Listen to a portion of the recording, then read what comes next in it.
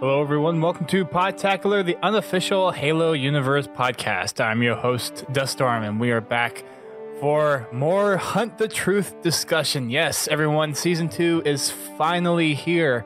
We have lots to discuss tonight. We have our primer episode that just came out, and joining me on this epic journey is Godzilla T, and we're also welcoming back Toa Freak, aka Halo Canon. Welcome, guys, to another season of Hunt the Truth goodness. Oh my God, thank you. It's been so long. We've waited for this day to come. Oh, yes. So many chills right now. The day I would return would always be glorious. Yes. And Hunt the Truth is good too. Well, yeah. They go in tandem very well, don't they? Yes, right? It's almost like we planned that. I know. So strange how that works out, but yet so awesome at the same time. So we are here to discuss the epic tale of FERO. That is actually who we're getting this time. We're not actually getting Petra, as we were led to believe at the end of Season 1. So we get the FERO side. So this is a completely new side to the story that we have never seen before. We're picking up right where Ben left off in Season 1.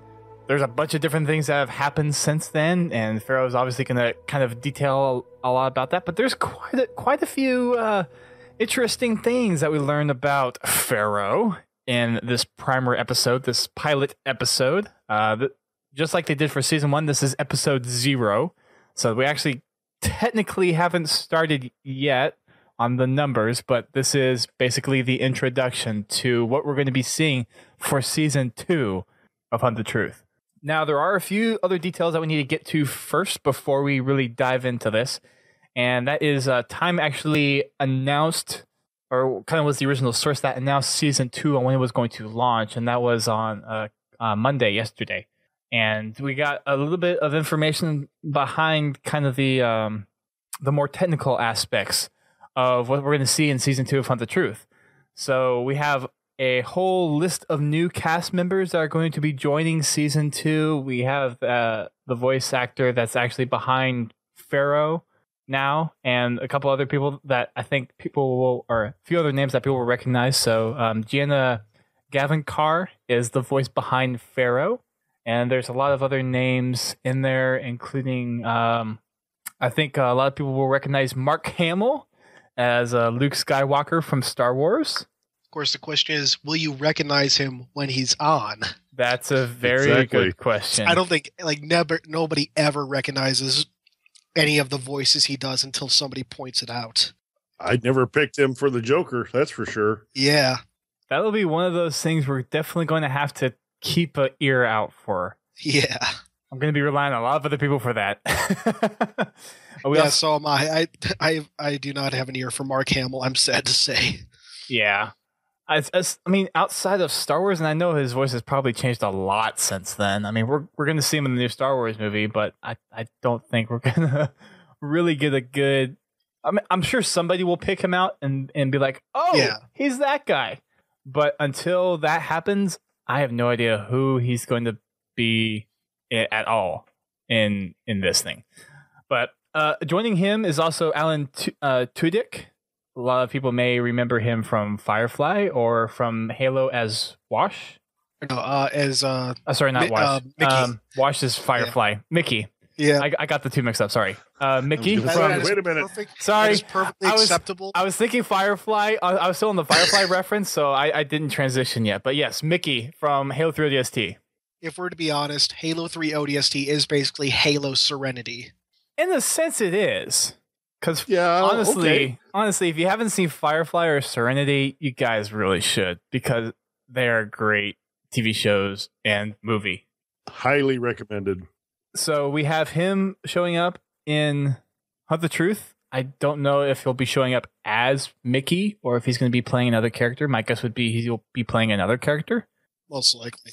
Well, yeah. We'll have to see kind of how that fits in with Hunt the Truth as it comes through Season 2. None of the other names particularly stuck out to me. There is one I'd love to bring up. Bruce Williams, who was actually the motion capture actor for Master Chief in Halo 4. So no voice work prior, but I just thought that was he's done voice work, but he was sort of in Halo 4, so okay, that's interesting. All right, very nice. So yeah, there's a lot of other actors and actresses in here that we'll be able to experience throughout the season 2 of Hunt the Truth. Gosh, I'm so excited for this.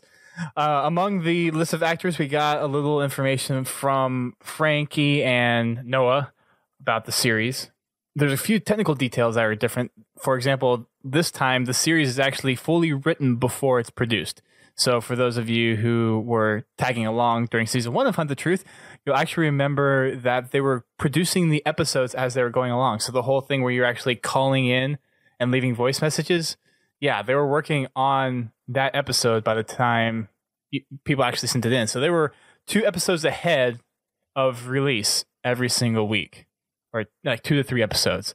So that is a very different production for this, where this is completely set up. They know exactly what they're going to be talking about, where the other one was kind of half knowing what they were going to say, but another half reactionary to what we were reacting to, which was awesome. The way they pulled it off, writing it as they were, playing the episodes while they're still writing the future episodes, they pulled it off so well. And it opened it up to have that, call-in show, where people were leaving the messages. Mm-hmm. Yeah, I'm kind of sad that they're not going to have anything like that, since they've already produced all the shows or wrote all the shows. But I guess it's possible they could still work it in there. I could see them having like a place marker where, okay, based on whatever happens, we do this. My guess, though, is this season's going to end at the launch of Halo 5. So when Halo 5 launches midnight on Tuesday, that's when the last episode of Hunt the Truth is going to come out. That would be my guess. Yeah. Either that or they'll do that I'm kind of hoping they would do that Monday night or something, but it could definitely go the way you're proposing, which would be interesting. Come home, start the installation, listen to Hunt the Truth, and then dive into Halo 5. Right. So the reason I say that is because another little tidbit that they said out here was the episodes, they're not going to be as many episodes for this season, but the episodes are going to be routinely longer. Oh, that's so good. My guess is they're going to try to fit kind of a similar time frame into just fewer episodes, just because of how close this really is to the launch of Halo 5. And stuff that's going to be presented in this season is going to play a part in what we see in Halo 5, which I really like, because the whole thing of the mysterious stuff that was happening in the outer colonies that Mashak was alluding to, that's still a big mystery we have really very few details on. And I'm still pretty sure that that's related to whatever was the Guardians and whatnot directly. Oh, I have no doubt it is. Yeah. I think that's a very realistic possibility. There's still a number of things that we don't know, and I think it's just going to, over these next, 5 weeks? Yeah, 5 weeks. We're going to see how this really transforms and lays out some more foundational work. Because I think the first season, it was more geared towards, okay, there is definitely a reason behind trying to figure out where Chief is, but there's also this dark side of Oni that is finally kind of rearing its head within the inner colonies, where you've always had this dichotomy of the innies in the outer colonies willing to uprise and rebel, and then everyone in the inner colonies being protected by the UEG and just kind of going along as they see fit. Well, as we kind of learn throughout season 1 and a little more into the primer for season 2, it's stirring up a lot of trouble in the inner colony. So people are talking, there's lots of stuff going on within the UEG and the centralized government of the UNSC, and that dichotomy is getting unbalanced. So it's really starting to actually take an effect. And it's going to be really cool to see how that evolves over time and how that really plays into some of the mystery behind the Guardians and the Foreigner stuff that we've been hinted at, but we really don't know too much about yet. So that's what I'm excited about. Mm-hmm. I don't know how much they'll actually get into that part of it, but I'm sure they're really going to whet our appetite about it. Well, we'll have to tune in next week to see. Uh-huh. Cliffhangers every week. I can see it coming. Yeah. Well, the one thing I got to say in this regard, it does sound like Petra's been out there stirring stuff up. It definitely does. Just because of some of the references they've made. Yeah. Though I imagine she's not going to get her promised interview with Master Chief at this point. Probably not, but you never know. This is only one small portion of the Halo universe. Oh, yes. But another article that they, or at that time, shortly released after they made the announcement of when Season 2 was going to premiere, was 12 things that they learned about Season 2 that they got from talking with Frank, Noah, and Janina? Is that how you say her name? Janina? Probably Janina. Sorry if you're listening for some reason and I completely butchered your name. So just kind of listing off a few things. And if you want to actually read the full article, you can head over to our website. We have links to all the time stuff where you can go check those out. But first thing is we find out more about Ben straight away. So I guess we'll get into the first or second episode and figure out what actually happened to Ben after he was taken from his interview on the last episode of Season 1. Second thing is Season 2 is partly a meditation meditation on perspective. Number 3, it scales up quicker. I think that's just because of how few episodes there are. Number 4, it deals with why no one's asked the questions Ben's asked until now. I think that kind of plays along with the whole disruptions on the inner colonies and how a lot of the stuff that he has publicized and made known is the other colonies have known about for a long time, but getting it inside has been kind of that firewall that he finally was able to break. So I think that's going to be really cool to see.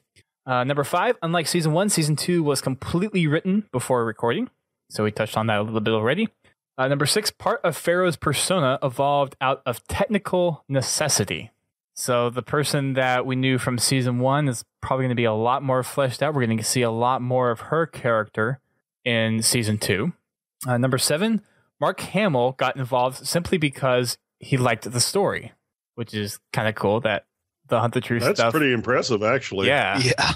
And I mean, to think of everything that is offered to him.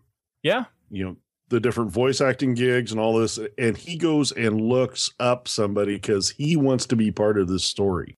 I think that just kind of speaks to how awesome Hunt the Truth is.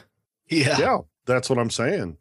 To have this level of story writing to where you're drawing people of that caliber to you is impressive. Mm-hmm. Don't get me wrong. I'm sure they still signed a nice big fat paycheck to him, but to have somebody come in and do that or to be that invested in it is cool. Yeah, very much so. I just find it really cool that, and you look at some of the other actors that we have seen. I mean, look at all the actors in ODST. They all really liked Halo. They've all been big Bungie fans for a while, so of course they just kind of naturally fit in. But I mean, Mark Hamill, I guess, wouldn't necessarily be a shot out of left field, but it's definitely one of those things where you see a big time celebrity find something that they're interested in. It's like, hey, I want to be a part of this. Like, wait, you recognize this that you're into this? That's awesome. kind of thing. So seeing him in Hunt the Truth, I think that tickles my funny bone a little bit because I did watch Star Wars growing up. Like I would watch the second trilogy over and over again during the summer. So that was cool. You have no idea how many videotapes I have. Well, not necessarily me, but my wife has worn out. Well, now they're all digital, so you don't have to wear them out anymore. Yes. And as soon as I was capable of putting them on my server digitally, I did it because I think she figured out a way to wear out a DVD. I'm not surprised. Is that even possible? No, yeah, actually it is. Yep. Do you just like read it so much that it just burns off the bits? It starts to disrupt the data. Yes. Wow. Okay. All right. Just wait, Todd. She's going to figure out a way to wear out the digital version too. So, I'm sure that hard drives have a lifespan. I mean, I guess every medium has a lifespan if you think about it. Yeah. Yep. Betamax. And 64 Josh in the chat says Betamax. Poor Betamax. Sorry, that was It was funny. never released on Betamax. I still have 3 tapes. Someone's showing their Betamax age tapes. with Betamax. Hey, man, that's steady the art. Maybe back in the day, sure. Oh, gosh. All right. Number 8. Mark Hamill initially pitched his character with an Eastern European accent. So, not exactly sure what. So, I wonder what it wound up actually being. Yeah. Yeah. But that kind of goes into the whole idea of like what this, what the future, what 2558 is like with, there's really not much of a Europe, not much of a North America. They're technically there, but at the same time, the modern boundaries, be them geological or cultural, are kind of dissolved. So there technically is no East European accent. It's like, I think what they were getting at. Nice. Well, I mean, it wouldn't be the first time they've Yeah. introduced accents into the. Oh yeah, absolutely. Into the into the games and stuff. Yeah, and there's So accents are still around, but I just okay. I think they were talking about on a more grandiose, on a grand level. It's like those cultural divides they're especially at least on Earth are kind of gone, and they're different now. Right, and one of the things that the Time article pointed out was that Mark may have not quite understood that the whole thing with continents doesn't quite exist 500 years in the future. But even regardless, though, I think that's cool that if he's interested in participating in something like On the Truth, and he already knows kind of a role and like an accent that he wants to portray with this character. I mean, it's like the guy has thought a little bit about actually participating in it. That's how interested he is in wanting to be a part of it. Yeah. I kind of hope he did get to have some kind of accent, just because that would be kind of interesting. So it was like when you have a little bit of multiculturalism in Halo. Yeah. And I think we've gotten that throughout a good majority of the Halo universe as it is already. I mean, you definitely... Oh, absolutely. You definitely can detect some of the accents that has been in Halo. So it's just... I find it really cool that Mark gets interested and he already has a sense of how he wants to sort of stage or develop his character. So we'll see how that kind of influences him. 'Cause I think that's a really cool outcome of that. To see that other people are just like wanting to be a part of this because of how impressive the first season was. So I just think that's cool. So the next point is season 2 is a brilliant emotional space odyssey. So you take a look at kind of the way that they're trying to stage this. Mm-hmm. And you kind of already have Space Odyssey kind of already enveloped in the Halo universe in certain aspects, so it kind of makes sense that it fits that role as well. I think that's pretty cool. And then the next thing is the series was cast with gender non-specific roles. So they went in thinking that all the characters they could bring into season 2 could be played by either a male or a female, except obviously for the people that were already established in season 1. Yeah. Mm-hmm. Yeah. But I like that. It's like that's how you write good characters. You write a character, you don't write a gender, and it shouldn't be a part of that character unless it's a major part of the story. Mm-hmm. At least one of Hunt the Truth's characters may be lurking in Halo 5. Something like an Easter egg. That would be interesting to see how that might play out, because they did once say that Michael Sullivan would be in Halo 4, but I don't think that ever panned out. So we'll see. Yeah. Be interested to see who that is. And where it is. And where. Right. So in the subtext of this particular point, Frankie points out that the events that happened in season 2 happened simultaneously and before the game. So there's going to be part of season 2 that overlaps with the actual campaign side of Halo 5 Guardians. Take that. Mm-hmm. They are just in this first episode. They have tied into what I think 2 other series in the Halo series. Mm-hmm. They tied into the Kilo 5 trilogy, and then there was another one they tied into. So, they're bringing all these stories together to further the overall story. So I can see how that's going to work really well. Yeah. There is a minor tie-in with I Love Bees with one of the colonies they mentioned, but I don't know if that's the other one you were thinking of. No, because I haven't I haven't done I Love Bees yet. Okay. I mean, it technically also ties more into Halsey's journal. Just it's like I Love Bees because that's like the first time it was mentioned, and then Halsey's journal kind of an event they talk about in the episode is more specifically from Halsey's journal. Mm-hmm. Yeah, we'll get to that when we get to the episode. Yeah. And the last point that they had from the 12 things is season 2 ties into stuff we'll see in the next Halo, which we kind of talked about. I really find it cool because season 1, there wasn't quite a direct tie, or it didn't seem like there was a direct tie with what was going on in Halo 5 Guardians. It seemed like a lot more the setup behind the purpose of originally why Locke was going to be hunting chief, but then it kind of blew up into the whole insurrectionist thing and bringing that back to light. So I find it really, really nice that we'll see the Hunt the Truth stuff fill into season 5 and even fill into Halo games after Halo 5. Mm-hmm. And that has me excited because the story stuff, I mean, the Halo 4 story, a little lackluster, and the books were difficult to read.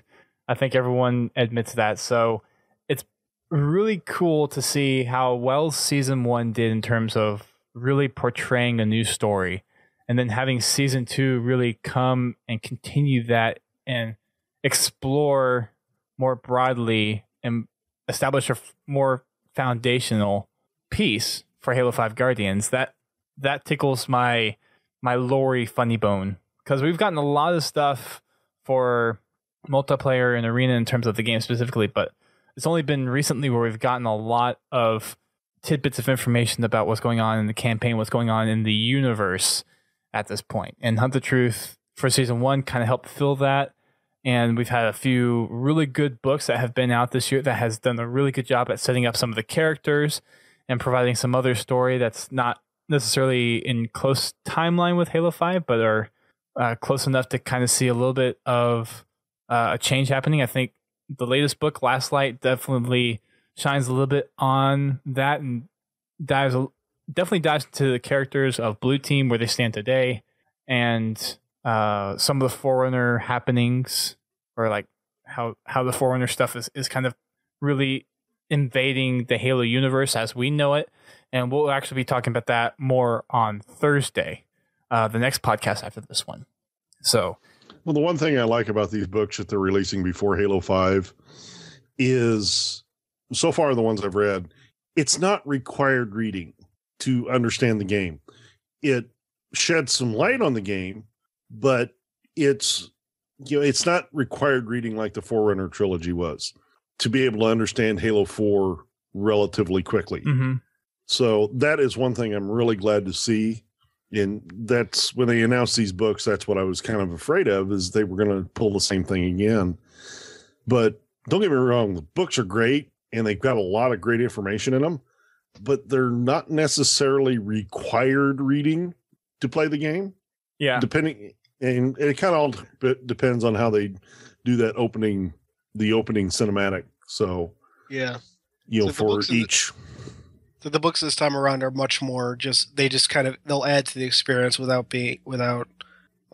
add to the experience overall if you've read them, but they won't take away if you haven't. So far it would seem. And I think as far as the books are concerned, we had the infographic that came out at San Diego Comic-Con, and I think all of us here would agree it's probably in your best interest to read and catch up on all the stuff that is in that infographic to get the fullest or to get the most out of the campaign experience. Now, we know that there are those people that you really just play the campaign that's in the game and that's the only story you get. Great. I think there's a lot of stuff they learned from their process with Halo 4, and they're going to use that to make that opening cinematic that's supposed to kind of help fill in the gaps be a lot more fleshed out and a lot more informative to people that only play the games. Hopefully to the point where it helps fill in some of the holes from Halo 4 that didn't get answered. Yeah. I hope. Hopefully. I hope.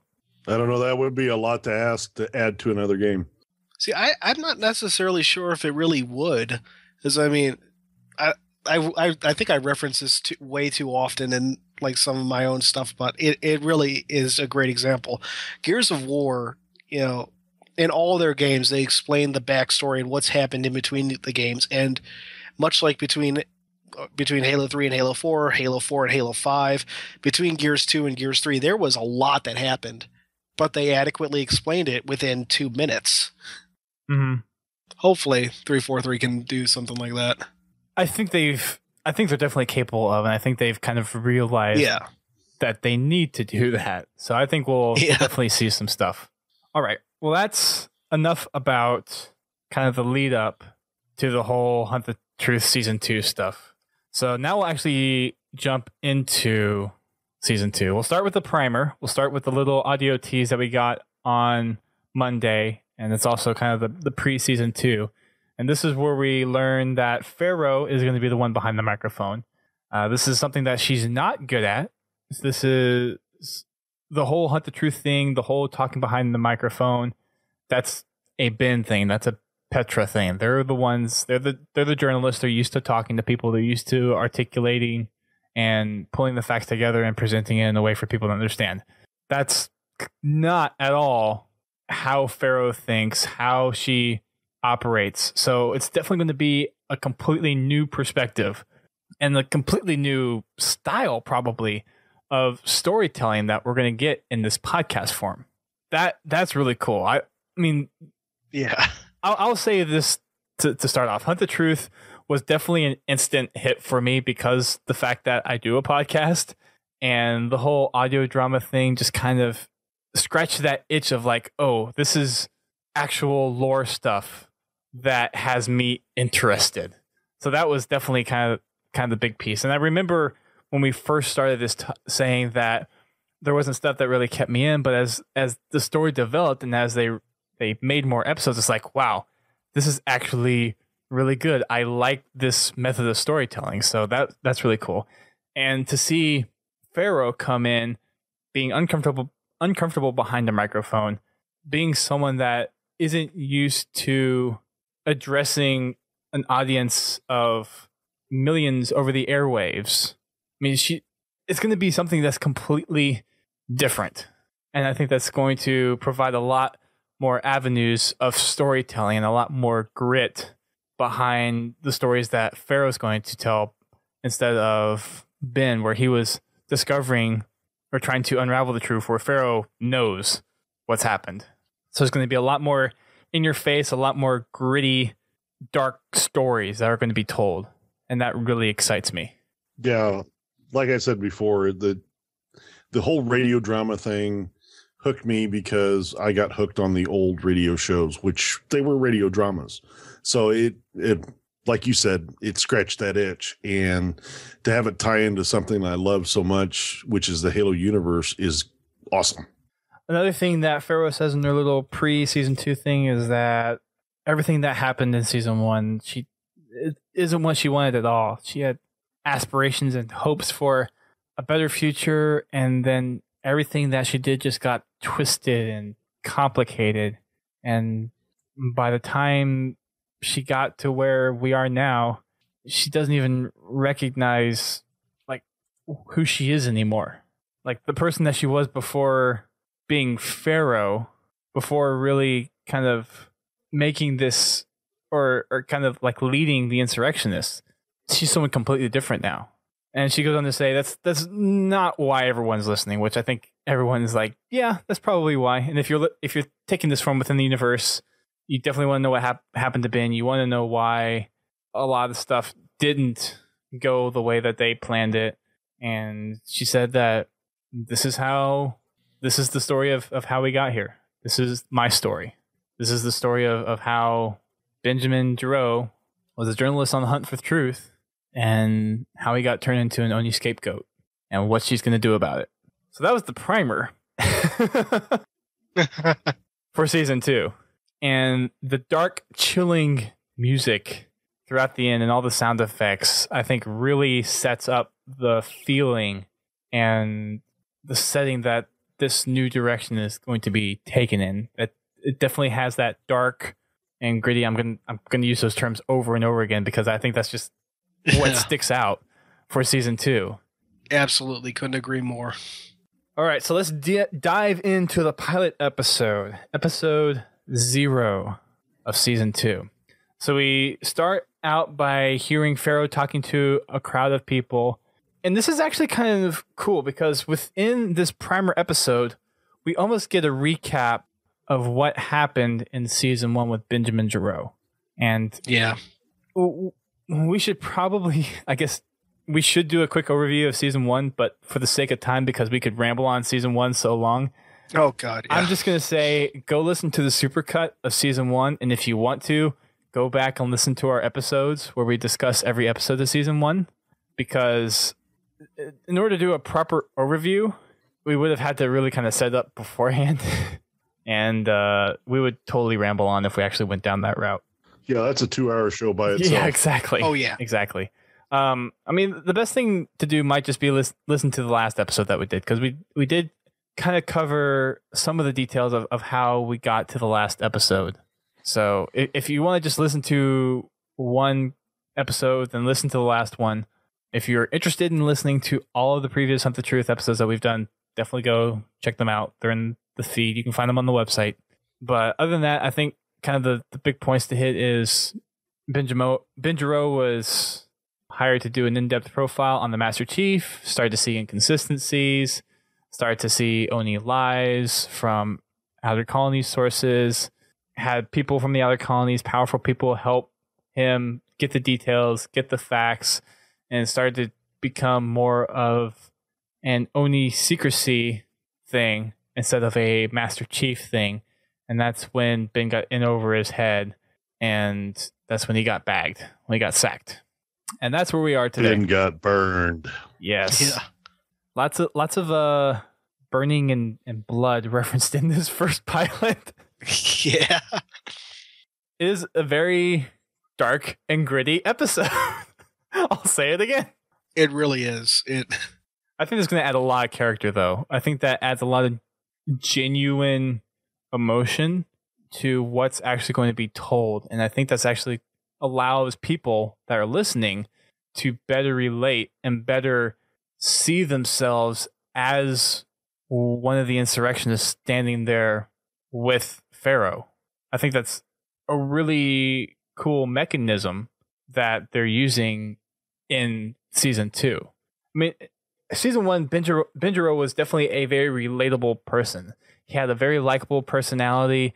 You discovered along with him his trail for uncovering the truth. So you felt like you were there while he was doing it. But season 2, everything is already out there, and it's presented more in a style where it's recounting facts. And I think the darkness and the grittiness is going to help kind of be the adhesive where people kind of latch on to what's happening within the Halo universe while we're kind of just being told what happened. So, well, I mean, in this first episode, we did get a lot of things answered from the previous series or previous season. Like, now we know exactly how Oni got all this information on Ben. Mm-hmm. Let's not jump ahead too much yet. I do want to try to go in order with this one, with the primer, because there is a lot of information that got revealed in this podcast. Sorry, I need to point this out because this is funny. Crash 78,000 in the chat. So this is funny. When Sullivan, who was up to no good, started making trouble in the neighborhood. So that's a great call out. Oh, that's great. Oh, that's funny. I got begged by Oni only once. I don't know. We should totally make a fresh. I got contacted by Yennies, and Oni got scared, and we're taking you to the Midnight Facility. in Bel Air. I don't know. Bel Air, that's fine. That works. Yeah. Yes, Midnight Facilities in Bel Air. Oh gosh, that's. Well, I think we have a new like Halo song that we can write. Yeah, there we go. Dustin? Oh. I don't think he's in the chat. I'll hit him up though. Did anyone random tangent, completely random tangent? Did anyone see the music video that BS Angel tweeted out last week? It's a Halo version of "Shut Up and Dance with Me," but it's "Shut Up." It's Halo 3. I did not see that. I'm going to look that up. I totally missed that one. It's a pretty good video.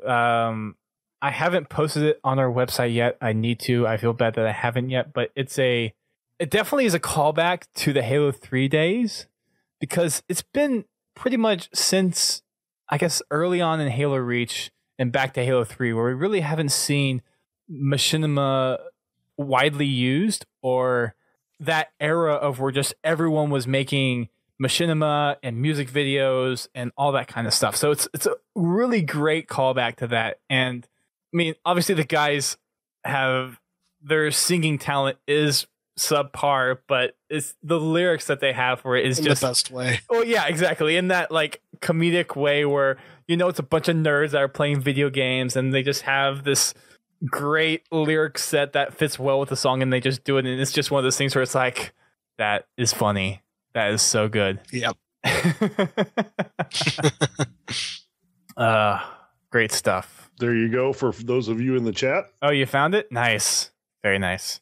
But yes, so that random tangent, sorry for that. But going back to this primer episode, we first start hearing FERO talking to a crowd of people talking about the cover-up, how Oni suppressed Ben, that they were saying everything that Ben made up was to just kind of ignite the fire of the insurrectionists, and that everything that he came up with was fabricated, including FERO, this mythical person that was the source of information that he got, that he was using to kind of debunk and expose Oni and all that kind of stuff. So he was basically turned into a scapegoat for Oni's purposes. But in the midst of this whole speech that FERO is giving, we're not actually hearing it from FERO's perspective. This is actually a mic from a helmet cam of a trooper. And there's actually an op going on around this what's the word I'm looking for? This speech, this rally. Thank you. Rally is what I was looking for. And it's obvious after a couple times that the operation is somehow related to FERO. Now, the first kind of gut check is, okay, Oni finally found FERO, and they're going to pluck her, take her out. So that's kind of the feeling you first get whenever you're listening to this, or at least that's kind of the feeling that I got. What'd you guys get? Same here. Okay. Yeah. So that was kind of like the first thing that I'm like, okay, so we're starting off the season here where FERO's getting bagged or taken out, which, I mean, obviously she wouldn't be taken out. So obviously, kidnapped. But perhaps captured. Right. Yeah. Right. So she goes on to say how government told everyone in the other colonies that Ben's story was completely fabricated, that FERO was alive, and she goes on to kind of like pump everyone up as like, I'm not fabricated. I was born here in the outer colonies. I was affected just like you all by Oni completely turning their backs when the Covenant came in and glassed us, and trying to basically say that we need to find a way to like make ourselves known to the UEG to actually get them to recognize us, because everything that they've done up to that point hasn't worked. And everyone in the rally, supporters, are like, we need to throw nuclear weapons at them. We need to get their attention. Drop a thermonuclear weapon on their hands. Oh, that accent was like, oh my gosh, really? Yeah. So stereotypical. So stereotypical. Yeah. But they're like, we need to burn down like UNSC recruitments. We need to nuke their resources and all that stuff. And FERO was like, we've tried that. It hasn't worked. she goes on to kind of build them up, saying that we need to find a way to rise up and actually be able to take care of our own, so that when we reach a critical mass, that the UEG can't ignore us, that they will have to address our concerns, that they will have to actually address us as a force to be reckoned with. And there are a few people that once she said that, they're like, you've been in your seat way too long. We need some new leadership. And things start to get tense, and you hear the background chatter of the troops where other people are kind of moving, and they're trying to keep eyes on everybody. And you hear this kind of constant theme that keeps on ringing, focus on the target, focus on the target. And it reaches a critical point where she gets in a scuffle, or not in a scuffle, but in an argument with somebody. This is actually something I wanted to talk about Yeah, a go little for bit, it. because this guy, he basically rushes out. He shouts out from the crowd. It's like, I was with I don't remember the abbreviation, but the Freedom and the FLP in 25 on Mamor in 2511. Where were you? You weren't even born yet. And we talked about this a little in the before the show. That relates directly to something brought up in Dr. Halsey's journal, where she saw about I don't remember if it was like a dirty bomb or something. Like, I think it was like a nuke or something set off on Mamor, and it's like one of the things that motivators say, yeah, the Spartans have to happen. Mm-hmm. It's connected in a lot of that one planet is connected in a lot of ways. Like that was a planet where the Spartan 3s were deployed. It was where Noble 6 before he joined Noble Team kind of demonstrated his abilities as a saber pilot, and his counterinsurgency tactics there led to him being assigned to Noble Team. So small little mention of this planet, but it's had quite the impact in the lore. It was also a nice callback to, like I said, to Dr. Halsey's journal and whatnot. Well, it just goes to show how all this is tied together. I think Yeah, exactly. because you do look at that, and I think that's another callback to, well, the UEG does have their fingers still in the outer colonies, just not in the way the outer colonies really want them to. Because, I mean, to your point, it's where like Spartan 3s were sent in. They got a horrible beating, and I mean, if that's where Noble 6 trained to be a saber pilot, I mean, that's still something where they're actually secretly involved with the outer colonies. So it's a nice tie-in. I do like how everything kind of ties in, and I'm really interested to see how Season 2 ties in with Halo 5 Guardians, or I guess more appropriately, how Halo 5 Guardians ties in with Season 2 of Hunt the Truth. Yeah. Because I think there's going to be quite a bit of things in this season where we'll see it in the season, and when we finally get it in Halo 5, at least for those of us that listen, it's going to be like, oh, it'll be just like that sudden clarity moment. But yeah, so after that, that's when the troopers actually call for the extraction. So they go in, they pull FERO out from the crowd, and of course start shooting into the crowd. Yeah, like idiots. Basically, and everyone is a little, like, I guess pretty much freaked out at that point, because you see your leader suddenly get taken by ODST troopers. It's like, oh no, they found her. This is going to end badly. And you would probably expect the worst out of that kind of situation. But we shortly learn afterwards that this isn't an op to kidnap FERO, but it's an op to extract FERO. And we soon realize that FERO is an Oni operative. A long time Oni 5 operative. years. If someone wants to drop the F-bomb, feel free. Yeah, that is definitely one of those holy hell. effed up. It's like, what? What? What the twist? It's like you're scratching your head, and that's one of those things where you rewind about 10 times to make sure that you heard what you think you heard. Thanks, Crash. Yeah. Thanks for the dramatic the dramatization. Oh gosh. Yeah. So as it turns out, FERO has been an Oni operative. Her real name is Maya Sankar. She's a commander within Oni, and she gets all frustrated and all mad at this trooper about who authorized this op. Who is the one that's pulling the strings here? Why are you shooting up a civilian operation here? Like, she's totally flipped out that troopers have come and interrupted her op. Shooting into crowds, possibly blowing her cover. Yeah.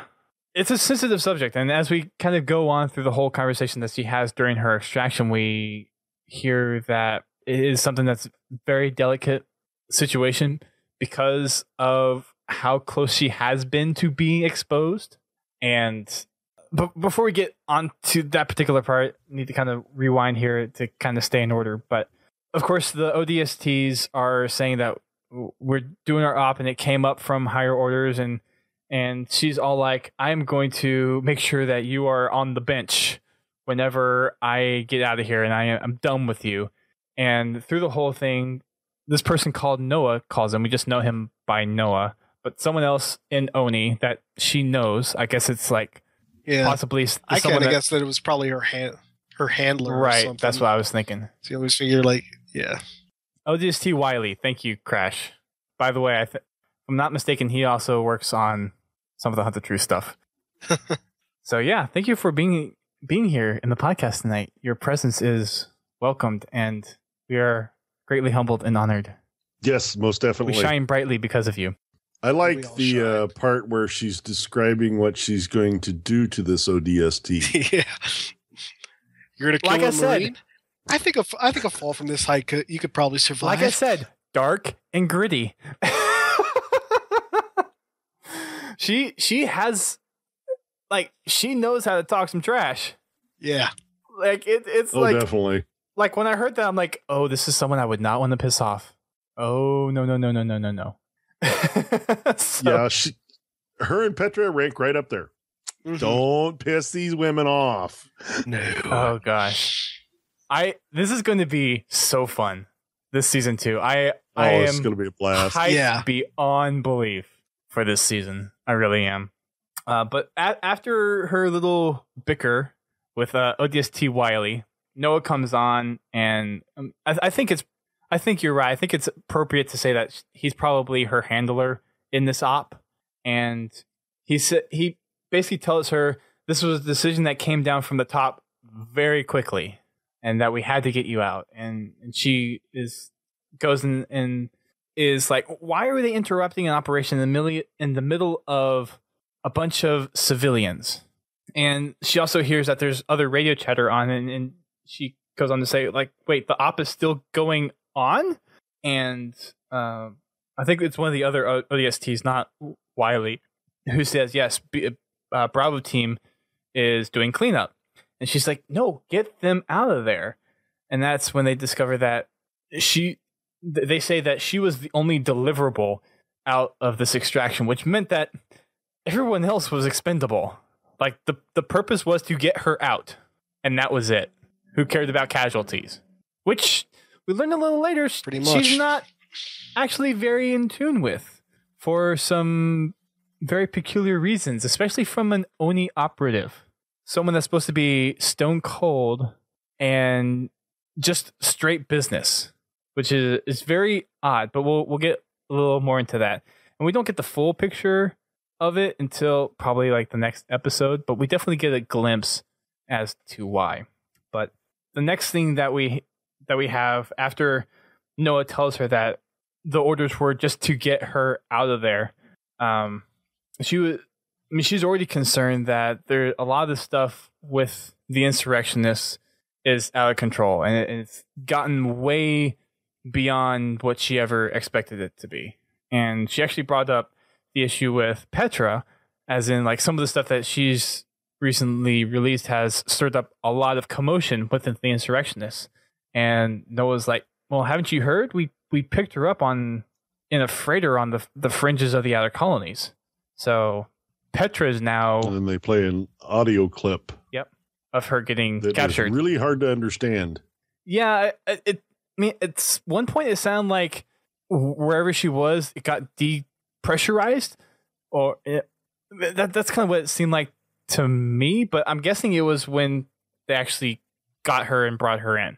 That's what it made it sound like. Petra was not coming willingly. Oh, hell no. That's what it sounds a lot like. I mean, after she heard what happened to Ben, I mean, we could just tell by the last episode of season 1, she was pissed.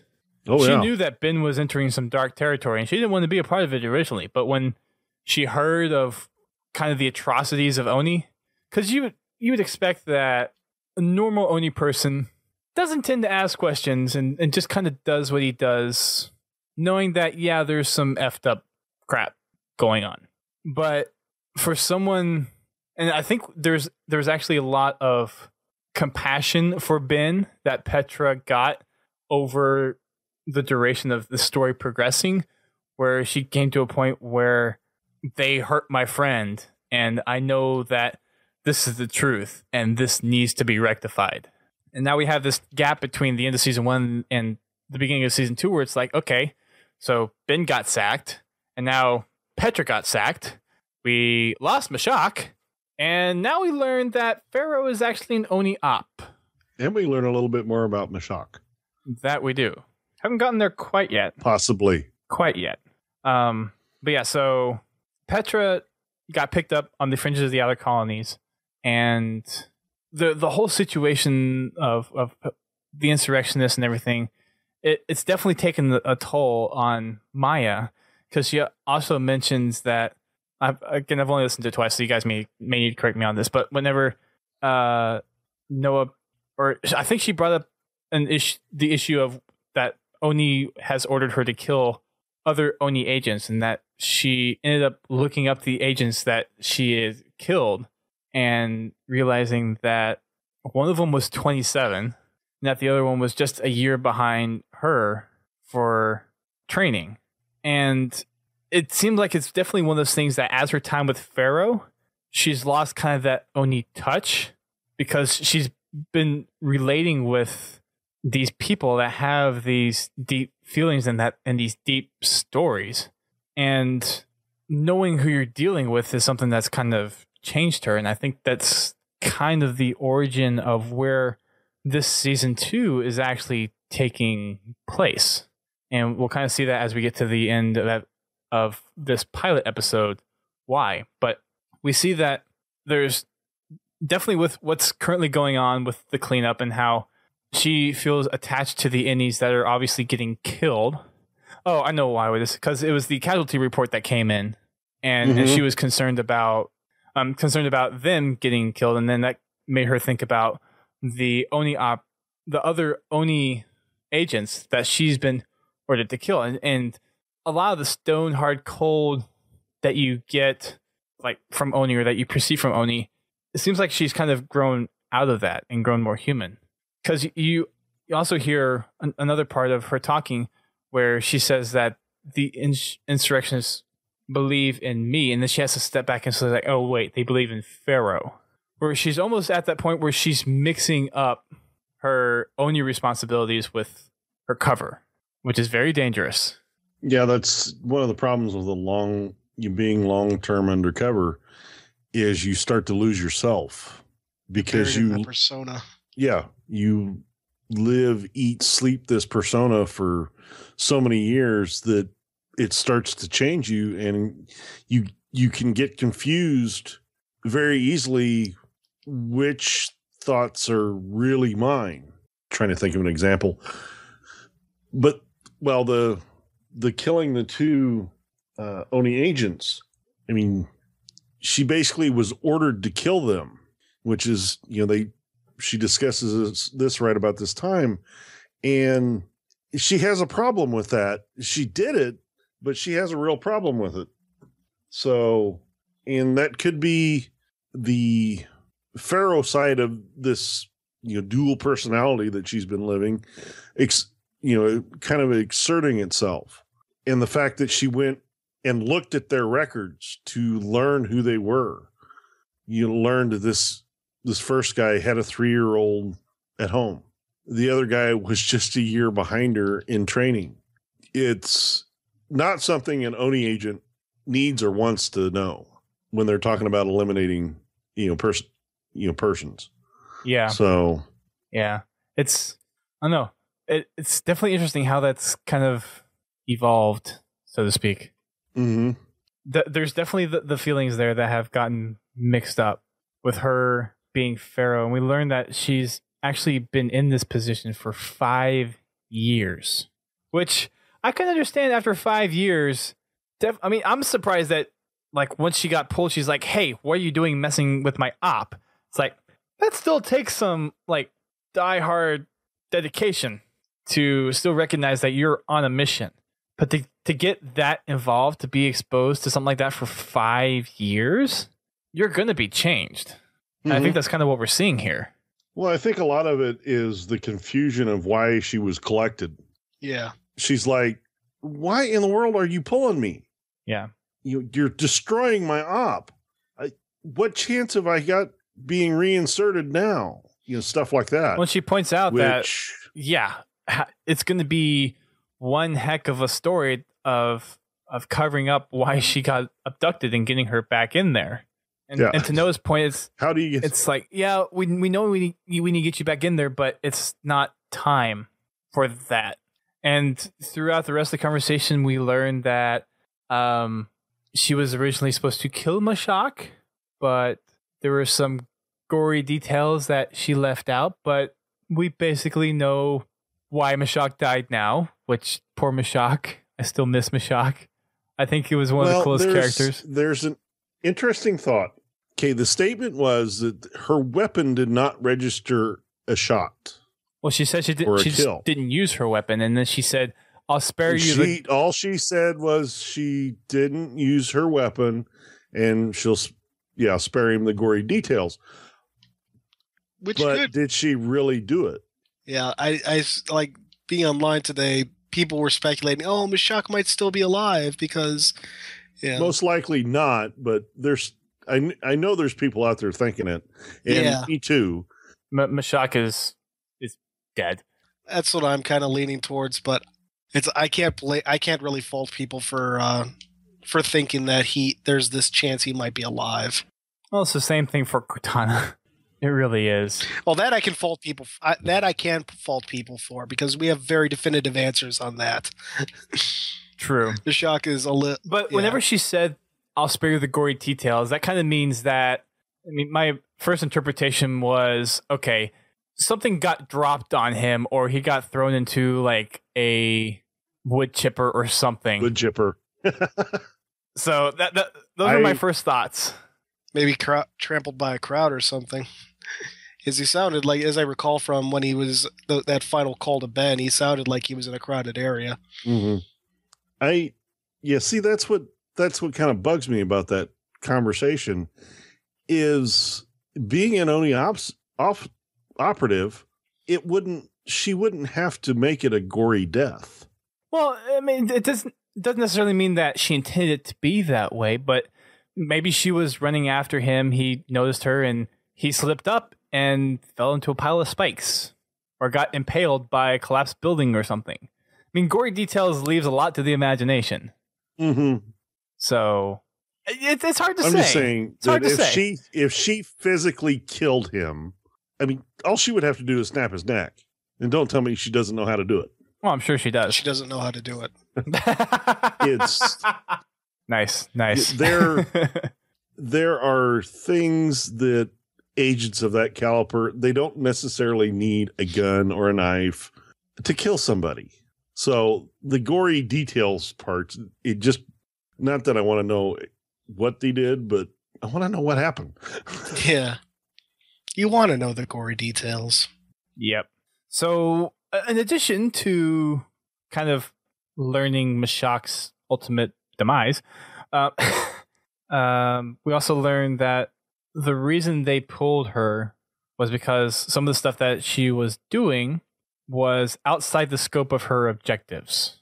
So, I think they brought that up whenever, like, she looked up the two other Oni people that she killed. And it's like, that's not your job to know who they are. It's like, you have a job, you have objectives for that job, you should follow the objectives, which makes sense. But then again, we look at her being in this op for 5 years.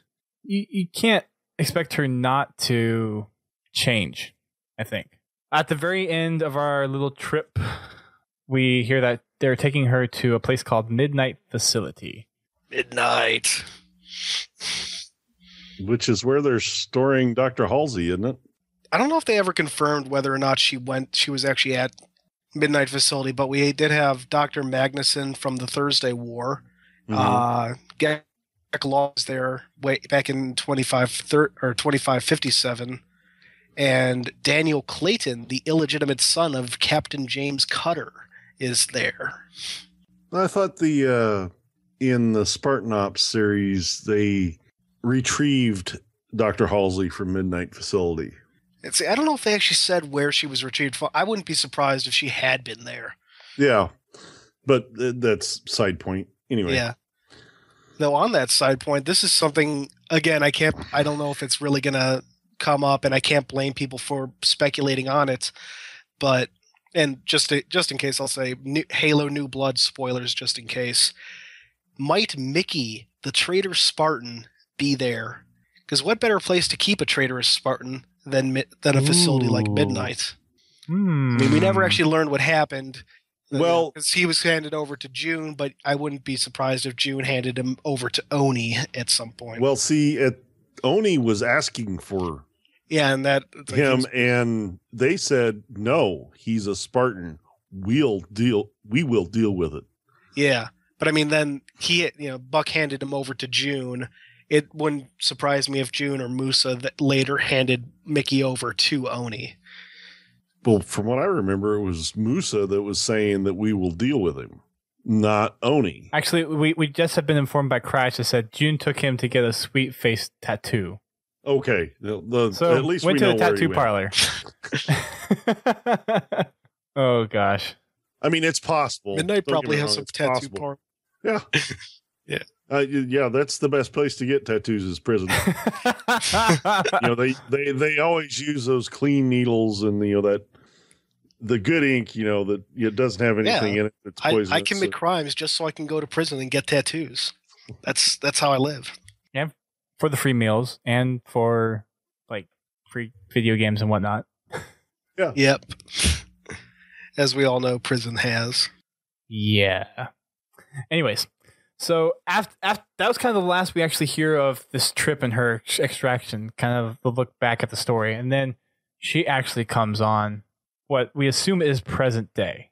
So basically the whole episode up to this point has been, and like we mentioned before, everything's kind of already set. This is more of a recounting of what has happened and her kind of going through and sharing this with us. So another thing to point out that I forgot to point out at the beginning and I meant to was that if you take a look at the Hunt the Truth website, we're actually seeing this as a investigation that's going on. And you're actually seeing this through the eyes of Admiral Saren Osman. So this is something that is an ongoing investigation. So I think it's because of that, and let me know what you guys think of this. This is these podcasts are already here. It's an ongoing investigation, or that Maya is making these podcasts while the investigation is going on. What are you guys' thoughts on that? Because before the Hunt the Truth website was the blog of Ben Giro, and now we're actually seeing it as an investigation through the eyes of Oni, through the eyes of Oni itself, basically, Admiral Osman. Yeah, it's been locked down by her for Eyes Only Section 3. So right. What are your guys' thoughts on that? So I mean, at least go ahead. I was going to say, well, then these audio files or podcasts couldn't really be podcasts. They would be more like personal journals, like an audio journal. Yeah. Yeah, pretty much. I mean, if this is locked down, under Oni security, eyes only encryption, it's, this would have to be more of just a personal, her personal log type deal, not like a podcast that in the previous episode was pushed out to the public. through the dark net or whatever you want to call it. What would they call it in season 1? They call the secret one was the Chatternet. I thought there was but there's another network. That was the communication, but I thought they had a term for. Yeah, I remember there was as well. No, it's not Skynet, Unicek. I thought there was a term. I can't remember it though. Of course, we could have all just made it up too. So, is the only terms I remember were Waypoint and the Chatternet. I mean, the Chatternet, was the slush was the stuff that was just out there that you would sift through. Right. It's the slush was just the stuff that was floating out there. That and we see what you're saying. White pants on fire. Interesting username. But no, there's something else. Crash said Chatternet is like WhatsApp. Waypoint is like the internet. But yeah, there was some other network. I can't remember what it was. But yeah, so some kind of dark network that's used to scuffle around information without being noticed. So yeah, this doesn't appear to be something that's being publicly broadcast.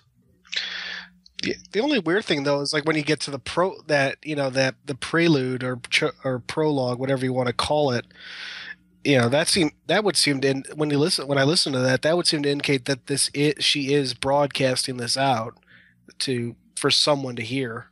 At this point, it seems like she's going rogue.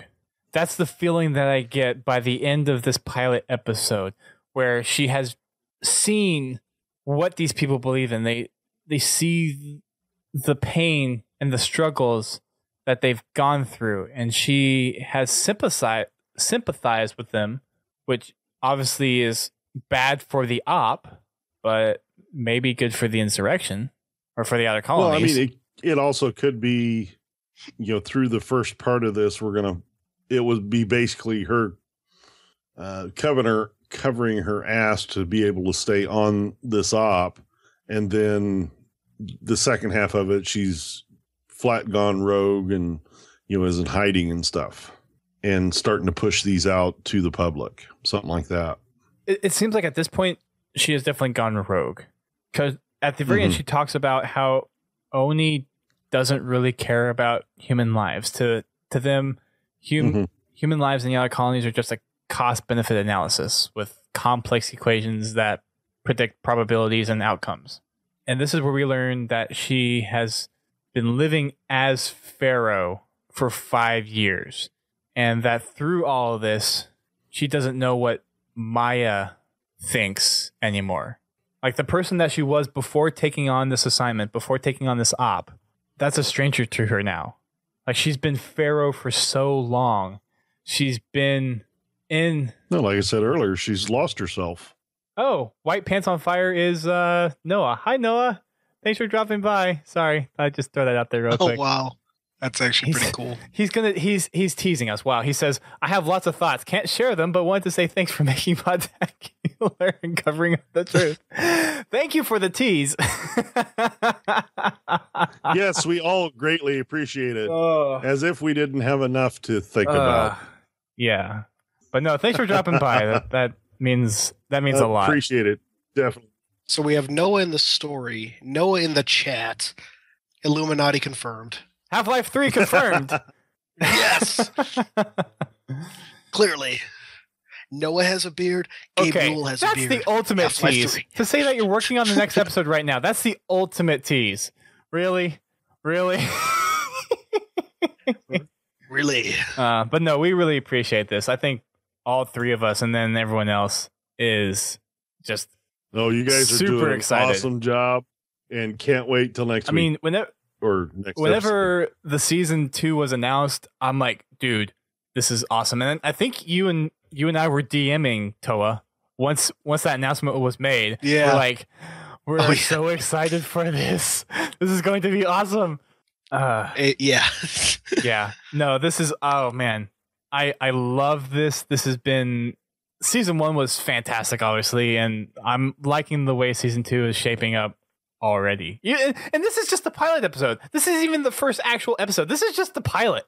And we've already been going for an hour and a half on it. And it's an 11-minute episode. Yeah. Wait to leave other episodes. Well, I mean, if you look at it, it's we have the intro, we have all the stuff that was preceding it, and then we have the primer, the pre-look at the episode, and then now we have the actual episode. So if you look at it, it's probably like 13, 14 minutes of stuff to talk about.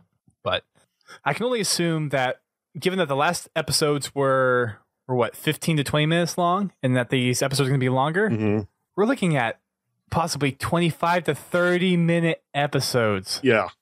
I would imagine I will so. absolutely love. Yes. Ouch. Every delicious second. It's going to be every Tuesday after lunch. I'm going to be at work, tune into the website. It's like, okay, zone out for an hour. Yeah. It would be really neat if they had that on a podcast feed. They do. It's still the same iTunes feed. They do? It's still the same iTunes feed. Yep. If you are subscribed to the old feed on iTunes, if you're subscribed through SoundCloud, wherever else that they had the feed published, you should be getting the episodes. Now, I know for iTunes, it's one of those things where if there's not a podcast that gets put out, it doesn't get checked very often. So unless they've pinged the server to check the updates and actually see it regularly posting again, it might actually take a little while. I haven't personally checked the feed myself to see if it's popped up yet, but it should be popping up. Well, let's see. I've got the hunting dogs. What? Ooh, I'm going to have to find this. Hunt the Truce. Halo 5 Hunt the Truce. No? Oh, I'm going through my podcast feed, see if I can find it. Oh. But anyway, on to the next thing. Yes, on the next thing. So, well, I mean, that was pretty much it. Yeah. The whole last minute and a half was basically her saying that Oni doesn't really consider the human life as a life. Yeah. And goes into, yeah. And as we talked about pretty in depth early on, the whole dual personality, I don't know, I've been FERO so long, who is Maya, and how does she feel about these people dying? Mm-hmm. And I think that's kind of that point where you see the dichotomy of Maya, who I'm going to say who she was, to FERO, who she has become. And she's made a relationship with these people. She understands their struggle. She understands that they want better lives for themselves. And she sympathizes with that because she has been in that position for so long. Just to point out what Noah said, if you were an Oni person, you wouldn't have really been concerned with the two Oni operatives that you were killing to protect Ben. But she did it anyways. And then turn around and serve him up on a platter. Right. And we hear that she has feelings for these people. She lost two people, two of her friends. Two of her best. Yeah, two of her best friends.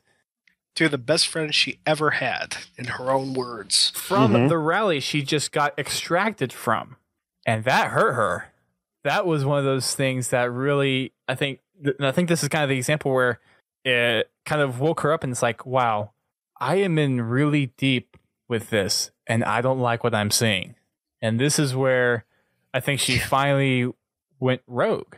Or it's definitely going to factor into that, because I'm almost certain I think we actually discussed this, like the stuff that's being recorded, like from her being extracted is, way in the past. Whereas the end the end stuff and the pre prologue, whatever. Yeah, we know what you mean. are obviously much more closer to the present. Yes. Yeah. Lots of stuff that we're going to see in here. I think that's going to really show her making the transition. Because if anything, what I'm guessing is going to happen is that we'll see a lot of this stuff where it's flashback, kind of going from this first situation of her being extracted. And from that extracted, her being taken out of the position of FERO. And then we'll see that time between her being taken out and then maybe her deciding to go rogue and seeing how some of the stuff is changing. Because I also have a feeling that a lot of that mysterious stuff that happened that we didn't really get to touch on, that Mashak was talking about, I have a weird feeling that we'll get that explained a lot more in season 2. You guys think you guys have a similar feeling to that or not? Yeah. I can't help but just ignore the fact that we had just the slightest mentions of this mysterious stuff that's happening. And it's obviously related to, or in my opinion, I think it's obviously related to the Forerunner stuff that's happening. Mm-hmm. I mean, there's been talk of like something with the domain, and then Toa, you mentioned the Guardians might have something to do with it as well. So there's just a lot of questions about the mysterious events that happened that we got no closure on because it focused so much on the Oni lies and the Oni secrets. But you kind of look back on what FERO said or Maya said, and that she cares for these people. She understands the struggle. I think understanding part of that struggle is understanding what is happening in these outer colonies. And thank you for the reminder, Crash. That to say that there's been some little video snippets of some really weird things that have been happening that have been popping up. Oh, yeah, I watched that video multiple times after it was hopefully posted. Videos, because there have been 3 of them. As I mentioned before we started, I've had a really bad day. So I have to go retrieve the evidence. But yeah, there's just lots of oh gosh. Talking about connections to Halo 5, all 3 video clips are set on Meridian, a planet we know we're going to visit at some point. Don't know. That's just really, really weird stuff. But yeah, there's something else that I kind of hope this whole Hunt the Truth Season 2 explains a little bit better. That's floating around on Twitter. Triad. Yeah. Well, actually, just because this is the primer episode, we are going to touch a little bit more on the Triad next week. So, and I can't wait. Yeah. I need to do a little more research. No, I just have to. I need to do a little more research personally on it. Well, luckily for you, there's really not that much out there. They were featured in one Halo Evolution story, stomping on the heels of a fuss. Okay. Well, that is something I will need to research anyways. Yeah. But I do want to say one thing. There were 3 video clips. Yes. We have the first one tweeted out by the Triad, 3 and 3. I don't know if that actually means anything, but given Hunt the Truth, who knows? Yeah, and I haven't done the frame by frame analysis that I'm sure someone else has done already. But that's something that we'll definitely talk about next week whenever we dive into episode 1 of season 2. Yes. So we're definitely going to touch on it. I personally am not prepared for it yet, but yeah, lots of good stuff that we'll talk about. But that wraps it up for the primer and the pilot episode. I think this is going to be lots of cool stuff. Like I said, the two words I'm using are dark and gritty, which I like. I like the direction this is taking. Oh, definitely. I love the setup for this. I really have enjoyed season 1 of Hunt the Truth. I'm really looking forward to season 2. And yeah, I can't wait. I'm glad that both of you guys are here along for the ride. Toa Freak has agreed graciously to be on our podcast throughout the entire season. So thank you so much for being back on the show. It's a blessing to have you back on. It was great to be back. It is great I look forward to talking more about this as the story unfolds. We are getting teased so much in our chat right now and on Twitter. It's yes. Oh gosh. But yes, we will be back next week. We are planning to do these on Tuesday. We may move these to Wednesday just so that we actually have the ability to actually look through and hear the episodes a couple of times so we can actually get a full picture of what's going on, so we can actually talk to it well. But we'll figure it out by next week if we're planning on doing this on Tuesdays or Wednesdays. So we'll let you guys know that for sure. And then it'll be that schedule every single week until the end of season 2. So we got that coming. We also have our last light discussion that's going to be on our next podcast on Thursday. So if you're listening to us on the Twitch stream, first of all, thank you so much for coming out. We appreciate you guys coming out here and supporting the stream. We've actually had a very good turnout tonight. Thank you guys so much. I think we've consistently been in the 20s all night, which has been good. And I think we got around 30 somewhere at the max whenever we first started the stream. So thank you guys so much for tuning in. I am going to say that for anyone that tunes in on Thursday, we are giving away one of the Spartan Fred McFarlane toys. And yes, that does include one of the rec packs. So we will be giving that away on Thursday in our last light discussion show. Ooh, me. Sorry, your Podtacular staff, you're not eligible. I quit. Oh. Well, nice knowing you. I'm leaving. I won't play with you guys anymore. I guess we have to find a new game night coordinator. Dang. Anyways, but yeah, so make sure you're tuning in on Thursday. For those that are downloading the podcast, then that is likely today. That you're, well, if you're hearing this on the day it comes out, it's today. But if not, then you probably have already missed it. But yes, we are, for those that are in the chat and are looking for a Spartan Fred thing, then, oh my gosh, we are getting bombed in this chat right now because we have the voice actor for FERO in the Twitch stream right now. Wow. Okay, this is... You're sharp. Wow. She's only been here for about 5 minutes. Wow, this is... Wow. I'm a little starstruck right now, to be perfectly honest. I'm just saying. To those of you in the recording, listening to this recording, that loud thump was dust falling out of his chair. No, I did not fall out of my chair. Just to clarify, I did not fall out of my chair. Oh gosh. But yes, we have Ian or Crash in here, and Janina. Well, they are more than welcome to Crash. I hope I didn't butcher your name when I said it earlier, but please forgive me if I did. But thank you for dropping by. I see that you say you had to go, but thank you so much for dropping by. And hopefully you will drop by on another one of our shows. And I don't know, maybe in the grand scheme of things, we'll actually be able to... No, I did not pass out, Noah. Jeez. But yeah, hopefully we'll be able to get some people on the show. I know we talked to Noah about getting him on after season 2. But yeah, all good stuff. I'm in. So, but that's going to wrap it up for the show tonight, unless you guys have anything else you want to talk about the primer and the pilot episode before we wrap up. I don't have anything. Nope. Other than awesome job, guys. And amazing job. Indeed. So with that, thank you everyone for tuning in. Remember, Thursday, that is our last light discussion. It will be full of spoilers. So if you have not read the book, you might want to skip on this. You should absolutely tune in.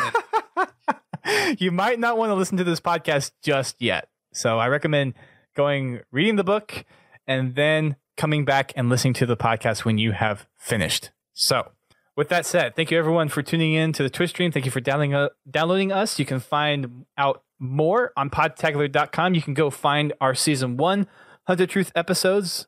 We're doing the same thing as we're doing for Halo, or for season 2 as we did for season 1. We're having a dedicated episode every week. So we're actually doing 2 episodes per week as long as season 2 goes on. So you get double the fun of Podtacular for the next 5 weeks at least. So enjoy it while you can. Please make sure you go and check out our social networks. We're on Twitter. We're on Facebook. Definitely want to check out YouTube this week. Our first release of videos is actually happening tonight. There's some Halo 5 Guardians campaign stuff that we will be releasing. So make sure you guys are subscribed to the YouTube channel, podtacular.com/YouTube, to get all that information. And when the videos come out, you will get your little subscription notification. Also, make sure you check us out on Instagram. And obviously, if you're listening to us post-show, we record our shows live on Twitch. And we also have some game nights that we are doing on Twitch as well. And once Halo 5 Guardians comes out, we're going to have a full regular stream schedule for you guys, so you can get some Halo 5 goodness whenever Halo 5 comes out. Please make sure you check out our podcast networks, our podcast network. We are part of the podcast.com. That is PODKAST. And they have other game-specific shows like Guardian Radio, which is a Destiny podcast, Critscast, which is a Team Fortress 2 podcast, The Learning Cliff, which is a EVE Online podcast, There's also Work in Progress and How to Murder Time. So please go check out their podcasts if there are topics that you're interested in, or if you're just wanting to listen to other great podcasts, they're definitely worth checking out. On behalf of Mr. Toa Freak, thank you again for being on the show, and Godzilla T, and everyone else here on Podtacular. Thank you everyone for tuning in. Keep on shining and achieve your way to transcendence. See you guys on Thursday. Praise be to desk.